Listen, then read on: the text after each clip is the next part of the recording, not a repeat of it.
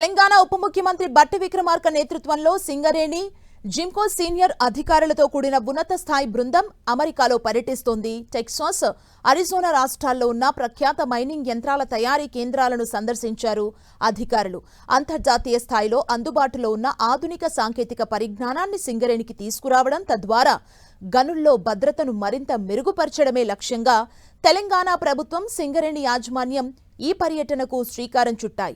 Open cast గనుల్లో ఉపయోగించే భారీ యంత్రాల విడిభాగాలు, ఆపరేటర్ల శిక్షణా విధానాలు, ప్రమాద నివారణ భద్రతా వ్యవస్థల పనితీరు గురించి సాంకేతిక నిపుణులతో అధికారులు లోతైన చర్చలు జరిపారు. ముఖ్యంగా ప్రమాదకరమైన ప్రాంతాల్లో మాన్యువల్ వర్క్స్ ను తగ్గించేందుకు ఉపయోగపడే టెలి రిమోట్ ఆపరేషన్ టెక్నాలజీపై ప్రత్యేక దృష్టి సారించింది ప్రతినిధి బృందం. అనంతరం లాంగ్ వ్యూస్ లో ఉన్న కొమాట్సో మైనింగ్ కార్పొరేషన్ ఫెసిలిటీని సందర్శించారు.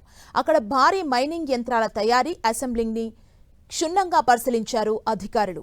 సింగరేణి సంస్థ ఇటీవల కొత్తగా 2 భారీ బొగ్గు బ్లాక్లను దక్కించుకున్న నేపథ్యంలో తాజాగా అమెరికా పర్యటన అత్యంత ప్రాధాన్యత సంతరించుకుంది. జయశంకర్ భూపాలపల్లి జిల్లాలోని Tadicherla open cast 2 block nomination పద్ధతిలో సింగరేణికి కేటాయించబడగా, భద్రాద్రి కొత్తగూడెం జిల్లా మనుగూరు పరిధిలో ఉన్న PKOC2 డీప్ సైడ్ బ్లాక్ ని వేలం ద్వారా దక్కించుకుంది. తాడిచెర్ల బ్లాక్లో సుమారు 182 మిలియన్ టన్నుల బొగ్గు నిల్వలు, 40 నుంచి 50 ఏళ్ల జీవితకాలం ఉండగా, PKOCలో రెండో బ్లాక్లో 180 మిలియన్ టన్నుల నిల్వలు, 25 ఏళ్ల జీవితకాలం ఉంది.